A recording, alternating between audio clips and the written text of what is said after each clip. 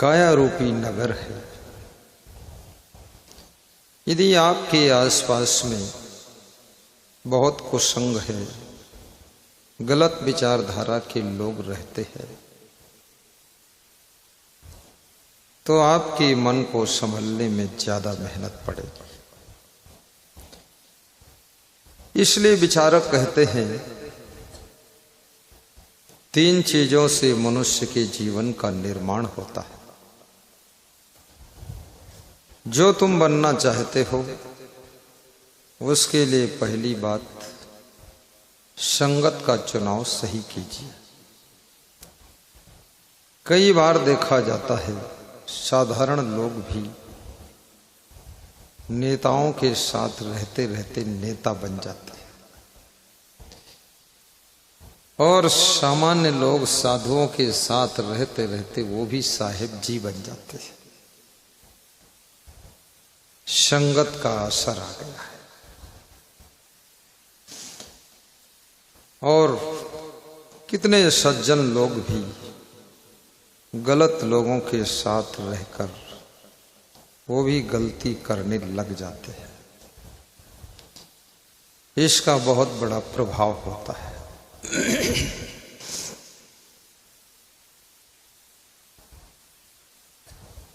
किसी राजा का एक बेटा था और बेटा धीरे धीरे बिगड़ गया।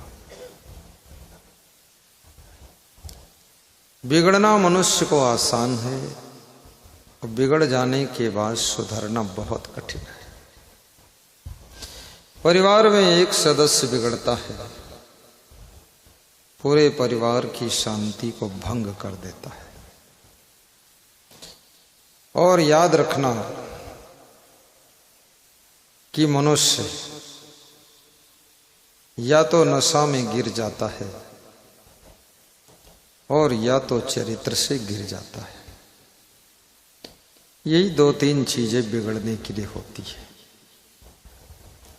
नशा नाश की जड़ है भाई, जिसका फल अतिशय दुखदायी। कोई भी नशा हो, सबसे पहले आपके शरीर को धीरे धीरे भीतर भीतर खोखला कर देता है। कितने लोग नशा कर करके कम उम्र में ही संसार से विदा हो गए। अभी इस दुनिया को, इस परिवार को उनकी जरूरत थी।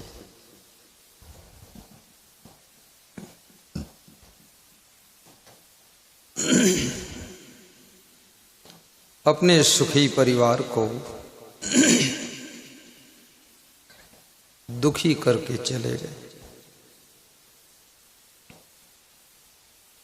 सुंदर शरीर मिला था। मनुष्य शरीर के बारे में रामायण में भगवान श्री राम ने कहा है,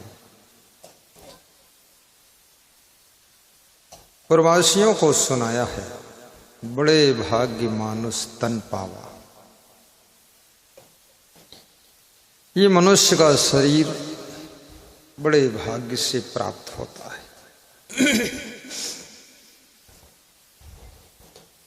मनुष्य जीवन में नंबर 1 स्वतंत्रता रहती है। नंबर 2, जैसी जिंदगी जीना चाहो वैसी जिंदगी जीने की आजादी रहती है। तुम्हारी है इच्छा सत्संगी बनने की तो सत्संगी बन सकते हो। जैसे तुम्हारी इच्छा हो गई कि हम गंजेड़ियों के साथ बैठे गांजा पिए, तो वहां जाकर बैठ सकते हैं। कितने बड़े बड़े लोग गांजा पीते हैं, मुंह से धुआं खींचते हैं और नाक से फेंकते हैं, और इसी प्रक्रिया को कहते हैं कि हम गांजा पी रहे। क्योंकि धुआं भरने के लिए कुदरत ने शरीर में कोई गुब्बारा फिट ही नहीं किया है। आप धुआं खींच कर ले जाओगे, तुरंत ये शरीर बाहर फेंक देगा। गांजा हो, बीड़ी हो, सिगरेट हो, सिगार हो, सब में नशा तो होता है। मनुष्य होश में जीना नहीं चाहता है, नशा में रहना चाहता है। और नशा तुम्हारी दुर्दशा करता है। बड़े बड़े बलवानों के स्वास्थ्य को भी नशा बर्बाद कर देता है, धन को भी बर्बाद करता है, मान सम्मान को बर्बाद करता है। तो एक गरीब आदमी अपने द्वार पर बैठा हुआ छींक रहा था। पड़ोसी सेठ जी अपने घर से निकले, उसको छींकते हुए देख करके पूछा कि तुम्हें सर्दी जुकाम हो गया है तो दवा ले लो। उसने कहा दवा तो लिया हूं लेकिन फायदा नहीं किया है।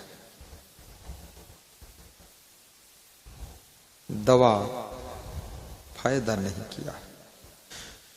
तो सेठ जी ने कहा मैं एक दवा बता दूं, तुरंत फायदा हो जाएगा। बोले बताओ क्या है?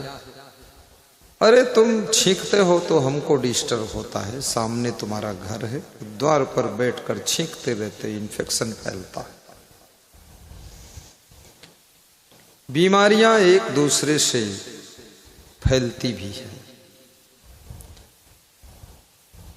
जैसे कोरोना वायरस एक दूसरे को छूने से, संपर्क में आने से ही आपको भी कोरोना हो सकता था। कोरोना एक ऐसी विचित्र बीमारी आई थी, विश्व में कोई देश किसी देश को हंस नहीं सकता था, क्योंकि उस बीमारी के चपेट में सब आ गए थे। पति भी डरता था पत्नी को छूं तो कहीं कोरोना ना हो जाए, पत्नी भी डरती थी अब इनको छूं तो कोरोना ना हो जाए। लेकिन मजे की बात, पशु पक्षी कुत्ते बिल्ली को कोरोना नहीं हुआ था, केवल मनुष्य को हो रहा था।